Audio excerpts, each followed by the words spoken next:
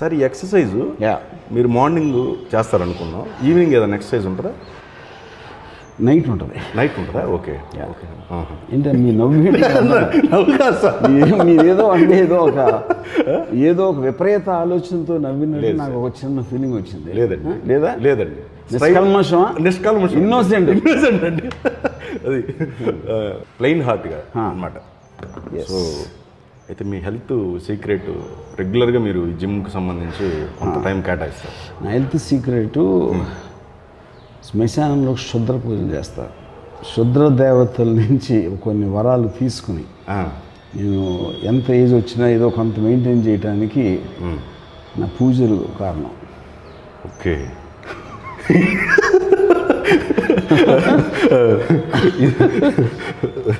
Okay, ఇప్పుడు మీరు ఇంత ఎనర్జెటిక్గా ఇలా ఆలోచిస్తున్నారంటే అదే కారణం. అదే ఒక టీం ఉందా సార్ దానికి స్పెషల్గా? టీం నేను ఒక్కనే వెళ్తాను రాత్రి. మీరు మంత్రాలు ఎట్లా? మర్రి చెట్టు కింద. ఓకే. మంత్రాలు ఎట్లా? మంత్రాలు ఏమి ఉండవు, క్షుద్ర పూజలు మంత్రాలు ఉండవు. ఓకే. బలి అవి కూడా ఉండవు. మర్రి చెట్టు కింద కూర్చుని అలా చెట్ల ఆకుల్లో చూస్తే ఒక దెయ్యం ప్రత్యక్షం అవుతుంది. ఓకే. నేను దేవుడిని నమ్మను కాబట్టి దెయ్యానికి పూజ చేసి వచ్చేస్తాను. ఓకే. ఓకే. దేవుని మీరు నమ్మరు? దెయ్యం అంటే ఇష్టం, దెయ్యం అంటే భక్తి. ఎస్. Okay, super sir. అయితే ఈరోజు మనం మీ జీవితం మొత్తం ముందు నుంచి మొదటి ఘట్టాలు ఏవైతే ఉన్నాయో అవన్నీ ఒక్కసారి అలా టచ్ చేసుకుంటూ వెళ్దాం సార్. ఇప్పుడు దెయ్యం గురించి వచ్చింది కదా టాపిక్. మీరు మొదటగా భయపడిన సందర్భం ఏంటి? మీరు భయపెట్టిన సందర్భం ఏంటి? మొదటగా భయపడిన సందర్భం ఇంట్రెస్టింగ్. అంటే నేను చిన్నప్పుడు డిఫరెంట్గా మంచం కింద చూడటానికి చాలా భయపడాను. ఓకే. అంటే మంచం కింద ఉన్న క్యావిటీ మనకి ఎప్పుడైనా ఏంటంటే మనకి తెలియని చోట, మనకి ఒక చీకట్లోనో మనకు కనిపించని చోట ఏదో ఉంటుందని ఒక ఫీలింగ్ ఉంటుంది ఎప్పుడైనా సరే. అది నాకు తెలిసి ఎవరికైనా కూడా చైల్డ్హుడ్లో తలుపు వెనకాల లేకపోతే మంచం కింద అనేది మోస్ట్ రిలేటబుల్ ఫియర్. నాకు కూడా అదే. అంటే ఒక పర్టికులర్ సంఘటన నాకు గుర్తులేదు, కానీ మంచం కింద చూడటానికి కన్సిస్టెంట్గా భయపడండి. ఓకే.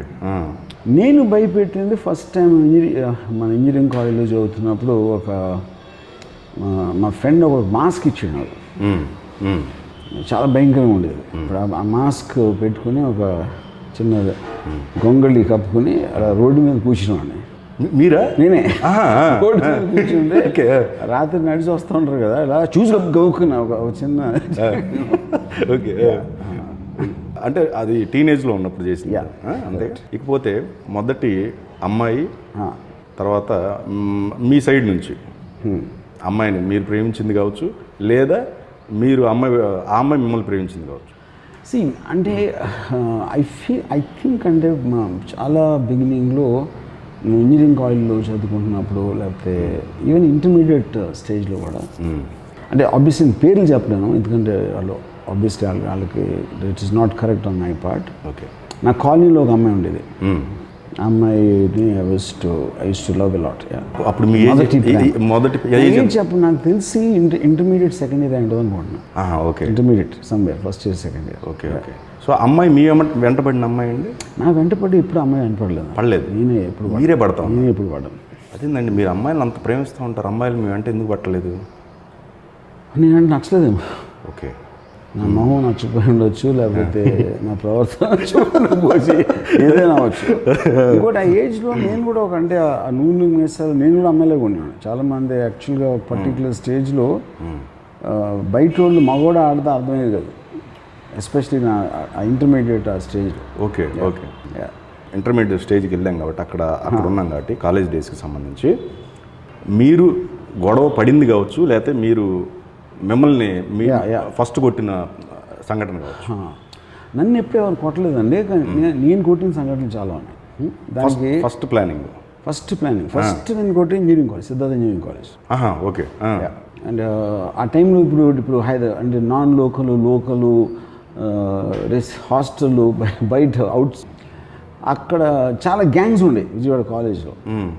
అక్కడ నేను చాలాసార్లు కొట్టిన సందర్భాలు ఉన్నాయి, చాలాసార్లు కొట్టించిన సందర్భాలు కూడా ఉన్నాయి. ఓకే. ఒకసారి నేను లగడపాటి రాజగోపాల్ కలిసి కొట్టామండి.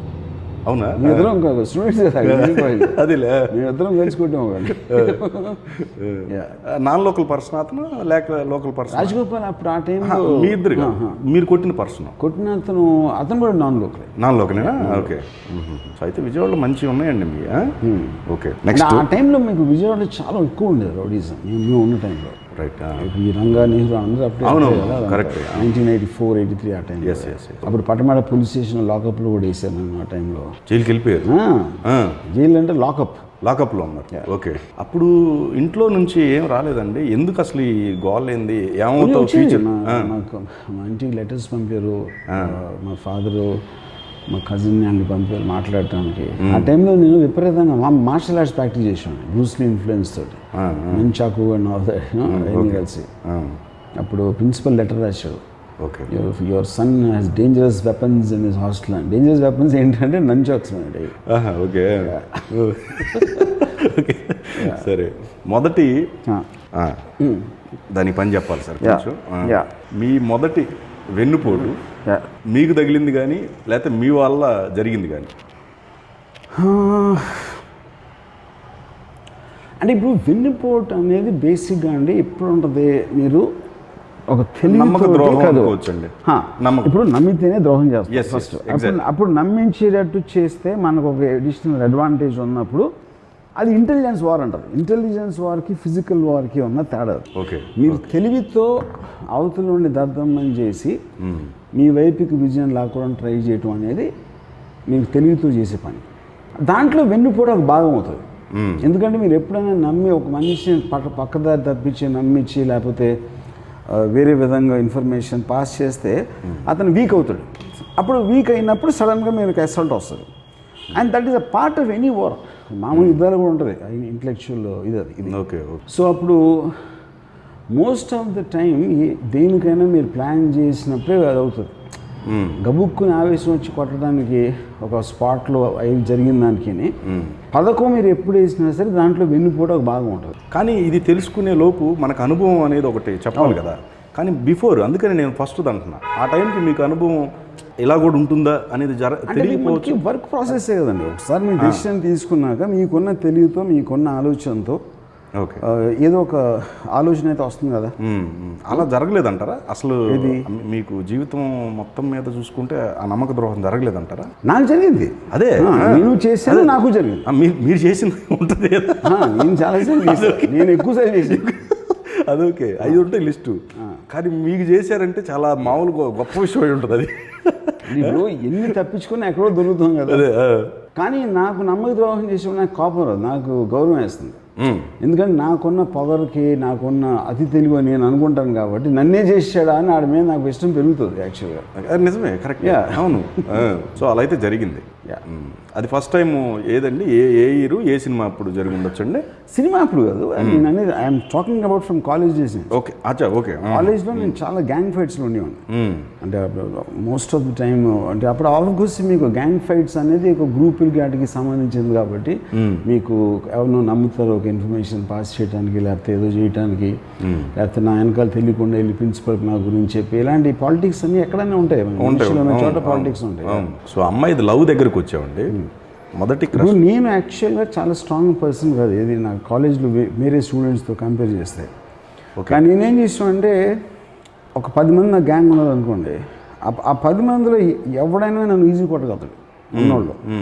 కానీ నేను ఈచ్ ఆఫ్ ద పర్సన్స్కి ఆ మెంటాలిటీ ఎలా తెచ్చేవాడిని అంటే వాడిగా నేను ఏమైనా చేసి 9 మంది నాకు సపోర్ట్ చేస్తారని ఒక ఫియర్ క్రియేట్ చేసేవాడిని. ఓకే.